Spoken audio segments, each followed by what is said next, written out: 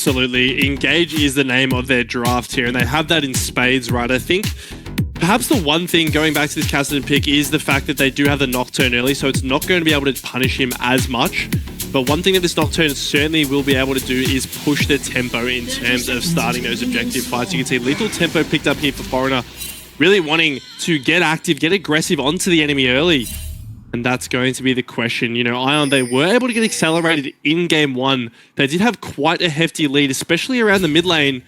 But ultimately, they made some slip-ups and they weren't able to carry that through. If the same thing happens here, suddenly you're staring down the barrel of a level 16 Kassadin who has scaled into this game. What can they do? Can they shut him down here and even up the series? That is the big question now. You're saying that early game doesn't matter. It doesn't matter how far ahead you get. We will just manage to find our way back into this game. Certainly easier said than done. But if the predictions are the ring true, then it is a case of KNG feeling like they can get it done here tonight. But Jovi opting for the Azir. Bit of a common trend now, is has to be said, I suppose, is that in this last week or two of gameplay, it's been, well, you ban away the Orianna, you get the Azir, and now the Azir is playable, where once upon a time it was just that gentleman's handshake. So it's interesting how the trend has been set.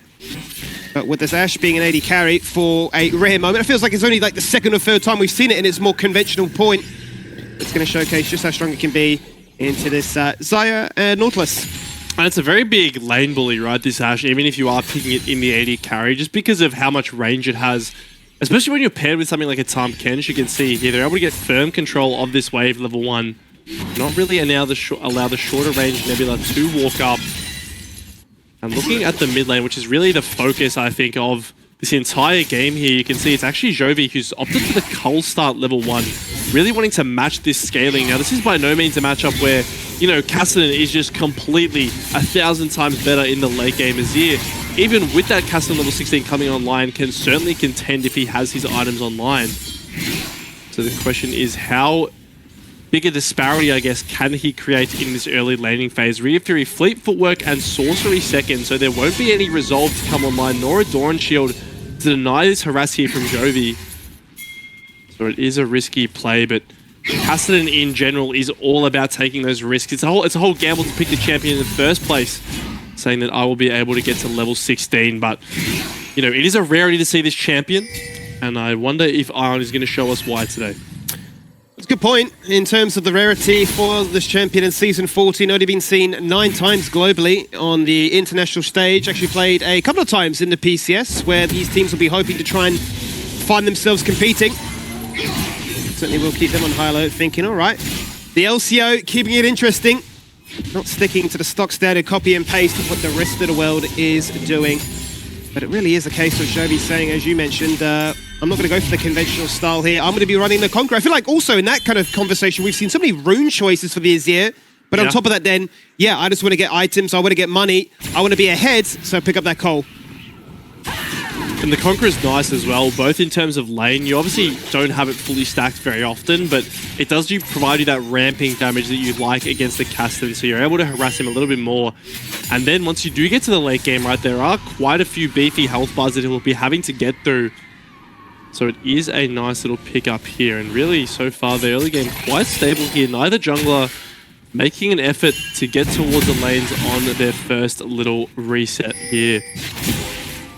So a very slow affair, but slow, you have to imagine, is good for KNG. Now, Ion, on the other hand, are looking to ramp things up, particularly with this Nocturne level 6. You'd imagine the Void Grubs are really going to be a point of contention with this mid lane priority that they do have. The map is incredibly open for Foreigner to do whatever he pleases, and now he still hasn't reset his skimmy. Still has just completed his second clear of the Krugs.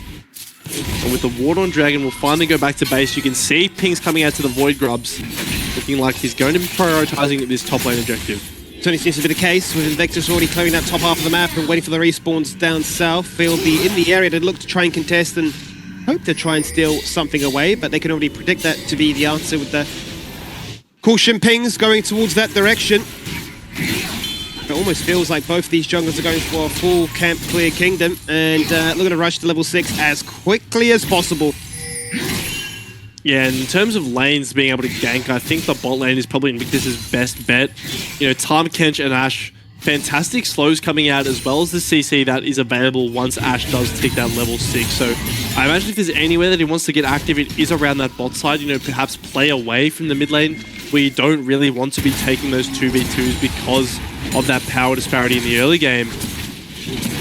That's for the time being. Foreigner will be, like I predicted, up towards these Void Grubs. Nocturne takes them so fast with his passive there, and you can see Hex Flash as well, walking up to the mid lane to ensure that there is no contest possible. And you do wonder just how far Iron will be able to wedge this lead, right? They've already taken those grubs. The Dragon, the next logical objective for them to turn their attention towards. And really, with your mid laner pinning the enemy mid under his turret for the entire game, there is so much flexibility. That's exactly true. It's going to be very difficult then for Invictus to try and steal anything away, or at least force a trade of those objectives, given that that mid lane isn't really going to want to participate anytime soon. Level 6 available for both of them, but it still would lead that Iron would have that much of a stronger advantage if a fight were to occur. Foreigner desperately looking to try and get level 6 as quickly as he can, with all 3 grubs secure. It's about making sure the rest of his team is there to assist him and guarantee that pressure does go their way. Now, Woodland is under threat as the lights go out. 6 is acquired, the paranoia is hit, so it's time to try and hit the tether. The flash, despite being feared, is a little bit too late, into a stun thereafter, and an isolated 1v1. Doraemon, at this stage, unable to find it. Woodland answering back with a fair bit of damage.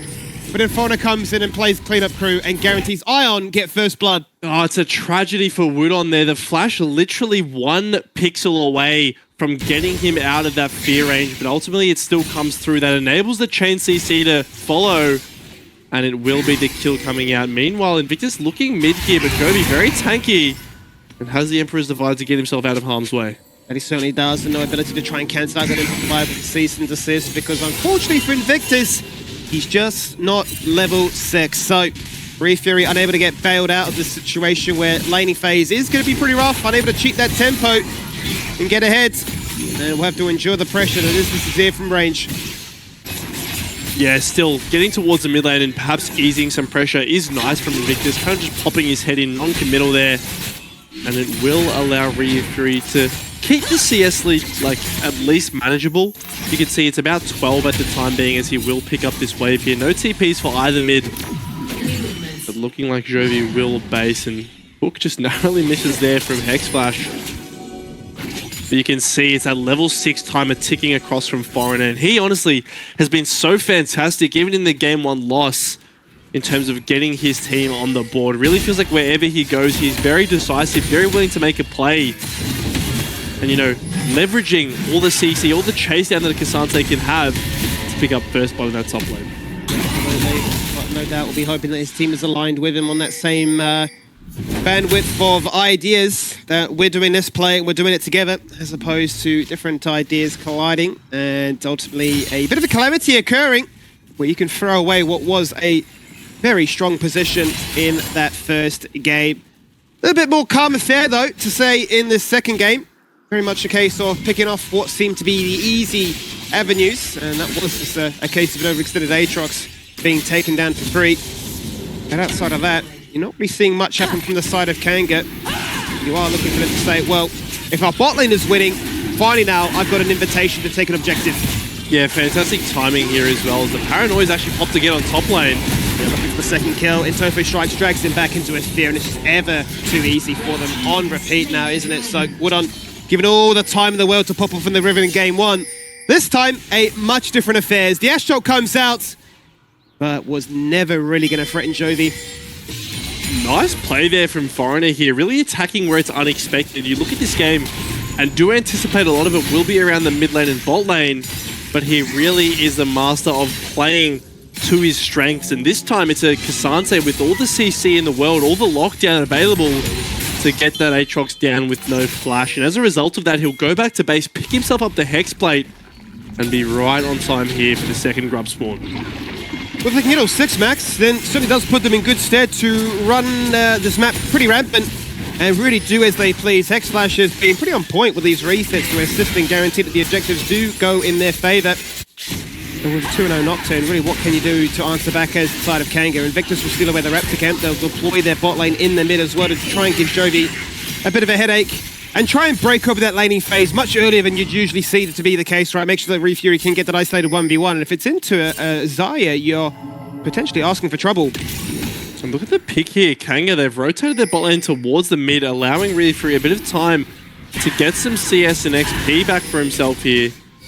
And honestly, this will just be a successful map movement by the side of Kanga here. 2 plates as well, potentially falling down here.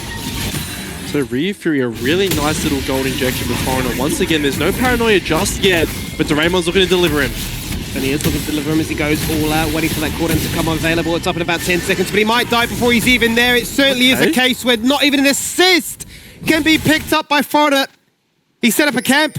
He's just AFK in top lane, waiting to see what can be done. And Woodon feeling pretty dejected, realizing that in this game, I'm not going to be that much of a participant. Yeah, just plain solo kills him there, Doraemon. You could see Foreigner was hiding in the tri-brush, waiting for his ultimate to come off cooldown. But ultimately, he doesn't need to actually use that one to pick up the kill onto Woodon. And now this Aatrox counter pick, actually blind pick rather, is really getting punished. 3 plates lost in the 1v1 matchup. And this will be a very scary Cassante. I mean, yes, you are going that Profane Hydra build. You will have the damage. But we've seen earlier what a Cassante can do when he's ahead. Ashe not the best champion at ripping through him. And Kassadin will also struggle. So definitely going to need to keep your eyes on the top lane as the game progresses. As for now, about a 2,000 gold lead sits in the favor of Ion. With Rod of Ages online and no deaths here for Refury. Let's say he's feeling alright about the current game state. Well, he certainly will be feeling all right, and no doubt is going to be that reassuring member, that reassuring teammate, rather, that is there to say, Woodon, I'm so sorry to go for the blind pick, but I'll look to try and repay the favour by delivering a carry performance to make matters better. As, yeah, he no doubt will look at that top lane and say, well, the majority of the gold that favours Iron right now will be between that top and jungle. And if they're not involved, then there is always a chance. Because if you look elsewhere, there's not the biggest lead that Jovi's been able to create. And as for bot lane, it is the Ashe that's ahead. Well, now, especially with this Rod of Ages coming online for Kassadin, he can really out-sustain a lot of the poke that Jovi is going to be able to throw at him. So by no means is this the bad spot whatsoever. And yeah, like you highlighted, it's only going to be about a wave's worth of CS that is the difference, thanks to some smart macro play earlier in the game. And this is ticking over and closer to level 11. You do imagine that their willingness to fight, especially around their top side, will increase here. Invictus has been quite reserved in this early game. Not his usual vibe performance, where he is looking to really accelerate the pace here. There's a minute on Dragon and 50 seconds on the Rift Herald. If past history is anything to go off, at least from this game, it does seem like Ion are favouring the top side of that map, playing around this Cassante. Whereas Kanga very willing to take these dragons, stack up and work their way towards the soul point. Yeah, we've not really seen them go to try and make any real proactive plays. They're quite happy to keep the game in its very neutral state. They're saying, well, if you can get those 3 kills and they're isolated on towards our top laner, we're quite happy with that. All we want is that stability and the sort of very calm nature of, well, you're not making too many plays. Well, that allows us to scale very freely. They've had a cheeky chance to try and chuck out an Etrano Crystal Arrow. Not really one to threaten, as we mentioned before, onto Jovi, but outside of that, they're really saying, well, really, we're just looking to try and pick up these dragons on cooldown where we can. Yes, you got those 6 Void Grubs. Yes, you'll be a bit of a sieging menace, but if we can out-team fight you, who cares how many structures we lose? And so far, the Void Grubs really haven't been too much of a menace. I mean, yes, top lane has lost a fair bit of its HP on that turret, but in the mid lane where it really matters, there were only 1 single plate taken for the side of Ion. So Jovi not able to really exploit Refury as much as he would have liked in this matchup. And that does open a window here for Kanga to make plays towards this bot side. You can see, just like how they approach these objectives in the early game, it's going to be Kanga getting this dragon here. So second one of the game here, potential Mountain Soul to come. Ion once again favouring this Rift Herald. Now, this certainly provides them with an opportunity to crack the mid lane turret. That's so important when you're playing against Kassadin. You really do need to accelerate the game, make sure you're continuing to grow your gold lead. And with the ability to break open the map just like that, you'd imagine they'd be looking to do so. Certainly will want to try and unleash Jovi on the map to try and fully roam and rotate and hunt for even more kills to get him active, to make sure that he's got either a kill or assist of his own choosing as well. And hope that they can create a little bit more action in this one, because the 2k goalie, as we already mentioned, only really being found in the pockets of the top and jungle, probably isn't enough for them to feel too confident about this game. going in their favor. As a Ashot comes from the base, straight down the belly of the beast, straight through mid. Not to really be finding anything, no real form of success as Foreigner returns to his bed. As he tidies his bed sheets, he replaces them. He says that, what on? That was top life. It's not really fun. And I'm sure you can attest to this as well. I'm sure you've been in situations during your time where you're thinking, guys, just let me play. Yeah, Woodon definitely just wanting to be able to have that 1v1 up towards the top side. And you can see KNG, they've actually been really smart with how they're moving their bot lane around the map. You can see this time they will position Fury in the bot lane alone. And importantly, away from Doraemon. You can see perhaps expecting some action to break out on the top side of the map. What better place to leave your Kassadin than the furthest spot away from that? So now, level 12 is online here with the Rod of Ages not even stacked yet. So he's definitely working his way up towards being that threatening level 16 Kassadin. As Foreigner could be getting looked at here. Oh, very, very close to finding a multi-man Abyssal dive, but Hexflash turns around with the dredge line, instantly regretting it. And popping a flash away to safety as a massive fight takes place topside. Has he done enough? It's not enough! 30 HP! And Warden has to feel so hard done by there. I mean, a massive bounty would have really turned the table in his favor. But it's just not rolled on his side, I suppose. It's a pretty unfortunate situation. I mean, maybe I spoke too soon. Maybe Woodon doesn't even want to play the 1v1 here as the Raymond picks up that second solo kill. And using the recast of the ultimate to get the tankiness that enables him to survive that play. As we take a look once again here, so Q3 lands onto Woodon here with the Iceborne Gauntlet being available. There simply is just so much damage, so much chase down potential. And I think, yeah, Woodon uses that E offensively that enables Doraemon to get behind him with a nice little maneuver with the E there, picking up the kill and then crucially reactivating that ult, getting those resistances back and enabling him to survive. So yeah, so far what's been a very quiet affair on the bot side of the map, really been explosive in the top lane. And now the question is, what can Doraemon do to bring that influence to the rest of the map? So far, Ion grouped up as 4 here, summoning the Herald. There's no one to drive it, but I don't think that's going to stop it from breaking the tower. Fury is very far up. He's in a lot of trouble right now, surrounded by 4 members, but he has the ability to flash and Rift walk away to safety. The summoning of the Herald guarantees that the first tower will fall. The Paranoia then turns his attention to mid lane as instantly Styx flashes away to the safety of that mid tier 1. Despite having no vision, they don't really care. Look at Jovi, absolutely clean with it as he now headbutts the wall and instantly hits the Emperor's Divide. Don't tell me he manages to make a skirmish work in their favor thereafter. They look to go for the kill into Invictus. It works for him. And is Jovi, is he just a goat? Honestly, that might have been the most creative Herald play I've ever seen. There's so much to break down there, but first of all, he chooses not to hit the tier 2 turret in body, steers it towards mid lane and then doesn't hit the turret, instead gets the knockback from the wall. And that's going to enable him to get into position to hit that Emperor's Divide. Yes, they don't kill Styx, but they get Invictus on the back end and they open this gold lead up to 4,000 here. So Jovi really impressing me here with a fantastic usage of that objective. It was creative, and no doubt we're going to get to see it in just a second here once more, because, yeah, it's not very often you see them switch the lanes, but take angles like this. And look at the drifting here as well. It's a really hard drift, especially given how hard this is to steer. He gets the knockback perfectly off that wall to be able to cast that Emperor's Divide there. And, you know, if Kurak isn't there to devour him, that's just 2 quick kills going over to the side of Ion. So not your typical use of Herald, but an effective one nonetheless. Now, 15 seconds on this Dragon here. You can see all 10 members in the entire game have been brought down to this. But looking at the item schema, you have to imagine Ion are feeling pretty good about this. 2 completed items for every single member of their top side, compared to 1.5 for their opponents here. So, you know, KNG, they would love to get this Dragon. It would be the potential soul point for them. But ultimately, they will not be allowed access. They will not even be allowed close to the pit. And it will be secured by Ion. And I think they're not going to mind that too much, right? They managed to take away 2 to start the game off, but they've obviously afforded themselves so much time to prevent any kind of nervy jungle flash play, Baron Steel or Dragon Steel to that extent.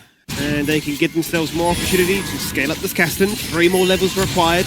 Give Woodon a chance to try and answer back and become a bit of a menace in his own right too, despite the 0-4 scoreline, and obviously allow the AD carry Ash to truly connect with a Trinity force to boot as well. Out comes the Ash ult, the shield. Going to try and deny it. Not to be used. Oh, the flash has failed! And the shutdown goes to Refury.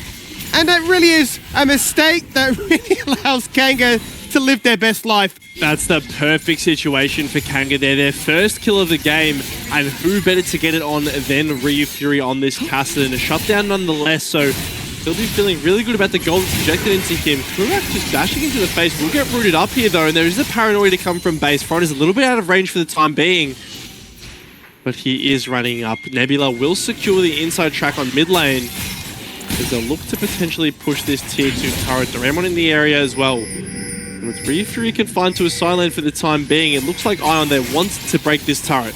But they certainly do, and given any kind of uptime, they will absolutely destroy this turret. But to find your first kill only 20 minutes into this one as KNG, and for that first kill to be a shutdown and go to your Cassidy win condition, best case scenario. Back to base he goes, picking up the Archangels, 2 of the items needed, and a third soon to come pit. Is it going to be the Zonias? Is it going to be the Malignants? Surely you'd imagine you want that survivability because there's just so many ways to shut you down. I mean, he's on top basically of his team's gold graph and almost on top of the entire gold graph. This is not the position you want the enemy Cassidy to be in if you're Ion here. 1-0-0, level 15 here. He is quite far away from 16, at least in terms of that XP bar, so if a fight were to break out suddenly, he wouldn't be ticking over to that mark. But like you said, the Archangels is almost completed here. A lot of survivability combined with that and the Rod of Ages coming online now. As for the time being, KNG posturing up towards this top side of the map. Jovi will be able to get the crash in the bot lane, but that means it's a dark affair. It's a journey to the unknown if Ion were to contest this Baron. But for the time being, they'll settle with mid lane control. Does feel like a conversation we've had plenty of times, Max, over the years as we've witnessed these games where scaling is a very prominent feature, be it the center, be it the Cassidy, be it any kind of champion that wants to get to level 16 and beyond ASAP. But to have a 3k lead or just shy of, it doesn't feel like enough of a dent that Iron have made to say that we feel confident about this mid game still being in our favor. No, and I think that's going to force them to start the Baron here. They don't want to fight once Refury ticks 16. They're going to be baiting him in. The TP is online. Baron's down to half HP. What did Ion do? The hook lands. Hook lands, the Refury rip walks away. Out comes the paranoia, but not to engage. It's actually turn the lights out, and that's the ticket then for them to try and find a fight as a result. Doraemon jumping on in, but not before Jovi can scoop them all back up against the wall. But it's all going KNG so far. Yes, Jovi finds one, but he dies instantly thereafter. Now it's Cassante against the world. Get that copy pasta ready. He's trying to 1v4, but it gets shut down, and the Cassidy becomes Castle win. He's not level 16, but it does not matter. KNG with a decisive fight win around that Baron. Ion, their plan backfires. They wanted to bait them in, but they baited them in a little bit too well there. You could see the initial engage spoiled. Hex Flash, the hook landing. The Cassidy is just so mobile. Let's take a look at the replay here. So he TP's in. He's not level 16, and that's what Ion are really wanting to, I guess, make sure is a fact. And it's going to come in here where Wudon goes forward here. So much spaceboard from Refury that Wudon is able to flash into the backline, pick up that initial kill, and then despite Nebula flashing over, he's taken down instantly. And that creates all this room for Refury to get to work. Just so much value, so much gold now injected into this Cassidy. But if you're not winning that fight, this next one feels oh so hard. That it certainly does, Max. That it certainly does. Level 16 now, 3-0-2. The bounty, it's there. And he's picked up the Malignants right after. No need to be defensive. You can just actually destroy them before they have a chance to answer back. You can see himself and Invictus hovering across that Raptor wall, waiting to see if anybody steps up. Need Juicy, easy to one-shot target for them to take out of the picture. I think the biggest highlight for me of that replay was the fact that he's baited the attention of Hex Flash. He's then committed resources to Foreigner trying to hit the fear, and just simply dashed away, made them disjointed, and made them second guess if that Baron play was the right call at all. Jovi, though, is going to get preyed upon, summons the Sun Disc, gets locked in place by the Aatrox root, shoves them away to actually prevent them from taking damage from that summoned turret. They make another desperate attempt towards this Baron, this time a 4v5. As the likes of Cassidy sprints up to the top end, the lights go out again, they're looking for the steal, the two-man knock-up, and Invictus can't deny it. It's been secured here by Foreigner as Nebula tries to win the 1v1, but Styx is so damn healthy that he nets himself a double kill. Foreigner, the only man left, still with his Baron buffle. The Cassante's still there too. He's going to TP in, but the fight is lost.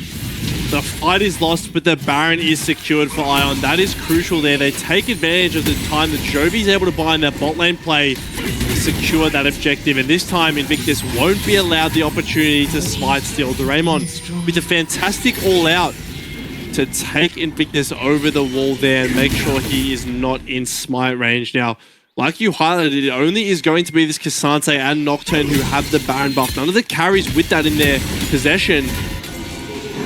So the statistics won't be there to back it up. And you can see Kanga, Fury, well and truly level 16. Styx as well in a position of power on this Ashe with Kraken Slayer completed. And we can take a look once again here. So after that initial altercation in bot lane, the TP does come through from the Aatrox onto mid-wave. And you can see Ion, they know Invictus wants to steal. They know they need to get him out of the pit. But all that distraction buys the time for Kurak to get a fantastic engagement to the bot lane. Eats up Styx to allow him to get a better offensive position. And picking up the double kill off the back end. Luckily, Foreigner and Doraemon are able to escape. But that could have been a disaster. Certainly could have been a major disaster. But now the game plan was, what, only 10 minutes ago? Even 5 minutes ago, quite honestly there, Max, we were saying, had Ion done enough to get themselves in a strong position to contest the strength that Kanga are building their way towards? They had a 3k lead. You thought, no, it wasn't to be. They lose at an all-decisive Baron fight, and still, they retain the gold lead, but it doesn't feel that way anymore. No, this 1,000 gold lead is incredibly deceptive. Not only are the stats that the Dragons are providing most likely going to overshadow that, but also the fact that you have this level 16 Cassidy, and Wood onto his credit as well, from a 0-4-0 start to be able to come back in and really be making an impact on the team fights speaks to his resilience as a player, not completely shut down by that laning phase that didn't go in his favor. Now is a very scary prospect for the carries of Ion. I mean, yes, you have a level 16 Azir with 3 items, but plain and simple, against this Kassadin in a side lane, he is not going to be able to stand up to him. Level 17 now on for Ryu Fury. So really, Ion, desperation, negative 10 gold on this Baron power play. Even that objective wasn't able to swing the game in their favor. So now, how do you find your victory? Foreigner, we know he's been creative with finding picks on side lanes. He's going to have to find a miracle. But he certainly does, and no doubt there's a fair degree of frustration from the top half of their map, given that they've had such a successful start to this one. But Wooden has managed to claw his way back into this one. The trust has paid off. He said, Ryu Fury, bail me out of this poor situation. You put me in this place. He has rewarded him handsomely now. 3-0-3 with an 800 gold shutdown to go. It is a very pretty place to be. But still, there's always that concern that if they get a pick, which they certainly can find, they can siege, and they can siege very well. Oh, they blow up turrets, right, with this Xayah and Azir, not to mention the fact that they have 6 Void Grubs to go along with all that damage. And you can see, it seems like the 5-man death ball will be the response. No one really wanting to match Ryu Fury in this side lane. But look, the TP's coming through.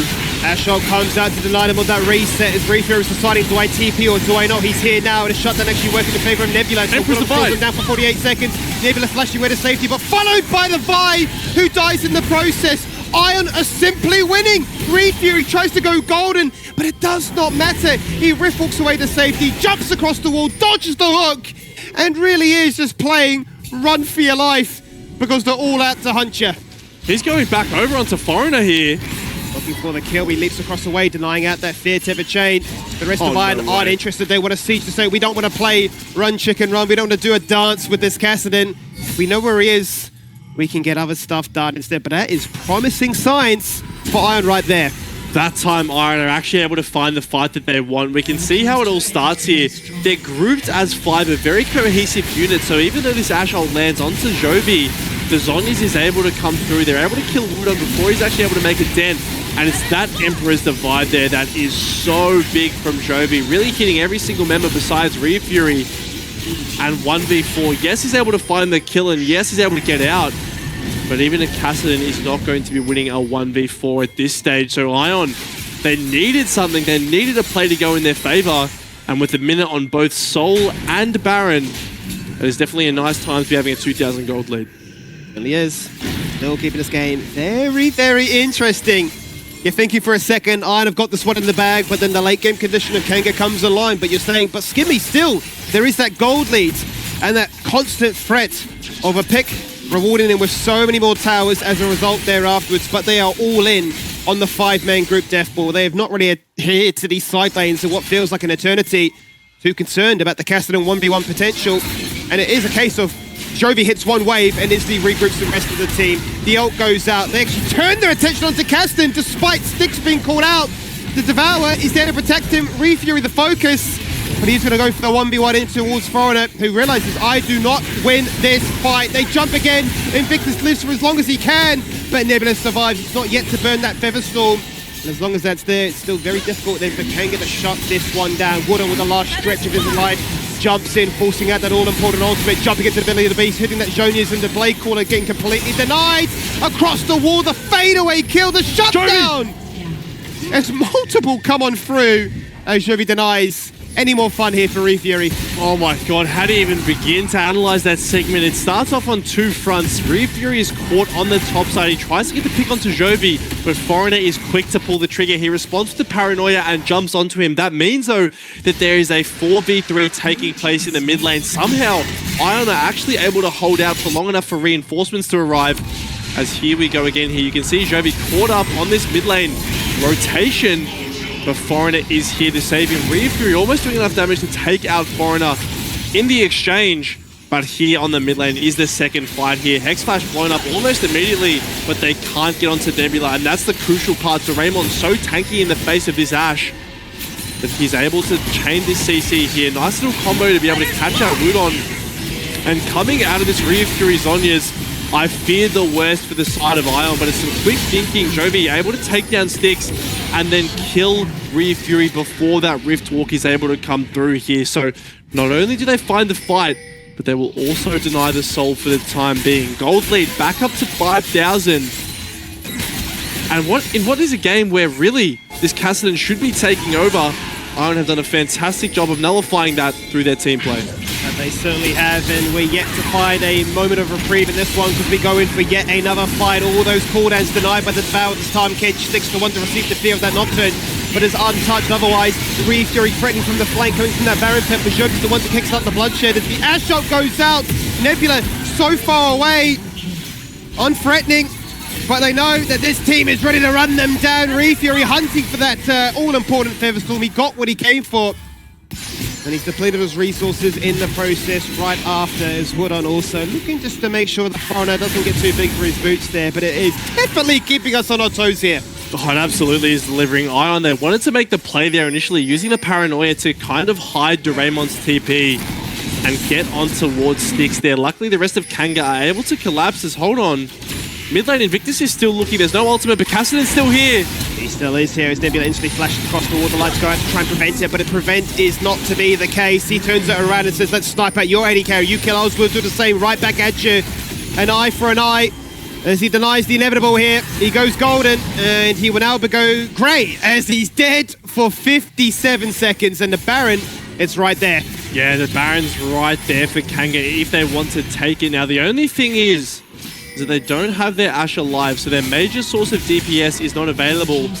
But still, it's an incredibly long death timer on both Nebula and Jovi here as Refury is really starting to take over here. You can see this Cassidy, so much mana to work with that unless Ion are completely grouped together, unless they're able to CC him down, he will just run amok in these team fights. So no Baron to be had, which is quite a nice relief here. We take a look at this play that started the whole thing off. Hex Flash lands the hook. This is the go button. Doraemon's TPing in while Foreigner is channeling the Paranoia, but they aren't able to actually find Sticks here. Really nice body blocking from Kurak, and you can see throughout this whole thing, Refury has just been finding Jovi off onto the side here. Chains will bring back Doraemon, and luckily there will be enough space bought by the Cassante to save Nebula here, at least on this initial play. The Featherstorm will be used, But hold on, the Baron's being started. Re Fury is in base. He can get here quite quickly, Skimmy, but I don't know if he can get it here in time.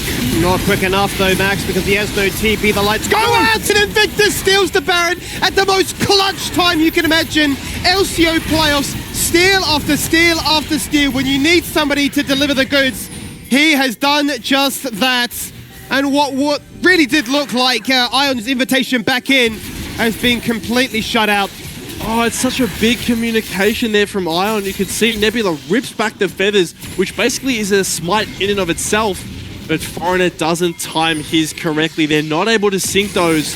And that will be the Baron going over to KNG. Invictus, like you said, under these clutch situations, he does not fold.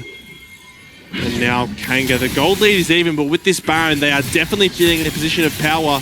You can see they're just baiting them out on the mid lane here while Re Fury is pushing into this top lane. And even Jovi on this Azir cannot stand up to this Castle. Invictus, though, is buying time for Kurak.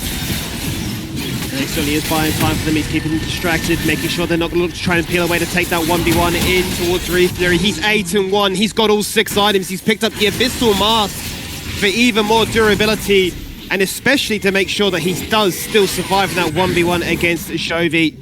But to lose the Baron like that really does sting and really hampers their ability to try and answer back. It does, absolutely, but Foreigner, he's trying to find the pick here. Perfect blast cone. Yeah, I'm not sure how that didn't hit Foreigner. I imagine it could have been perhaps a W to still come out from the Nocturne and perhaps dissuade that from coming through. But ultimately, that will mean that Ion, they do have the inside track here. No paranoia, though. It's an incredibly fast cooldown. So they will have it after just a little bit more of waiting. It's still deep guessing down this Baron. Can Invictus get in and make a second steal? Running for it. It's going to be picked up there by Ion. That's an extra 15% of resistances, which they so sorely need. But Jovi's the focus, jumped upon, isolated as Doraemon takes Kurak across the wall. But they've not isolated him. They wanted to remove that Devour, but instead they themselves have been deleted. As Jovi is the second casualty of this war. Their solar laners are removed, and the Baron siege begins. Yeah, solar laners are removed here. There's 40-second death timers on K'Sante, 50 on Azir. And with the Baron buff and the wave in the bot lane, you have to imagine they're going to look for something pretty serious here. Nebula did manage to hold onto that Feather Storm. All ultimates available, but can they hang on? They're all in on the spot lane. The other waves are not prepped. Are they looking to try and end the game right now? 30 seconds on those all-important respawn timers. The lights go out like they've done time and time again, but Foreigner can do nothing to match this Castlin. It's a massive depth charge which knocks up the entirety of KNG, but do they have the damage to try and answer back? It's all on Nebula to provide, but Nebula can't do much. He's down to 10%. Now he's dead! And with 2 members falling and 2 members soon to respawn, they don't have enough time. KNG looking for the clean toe, looking to knock down Ion's hopes for the second time in 24 hours. And the dream stays ringing. It's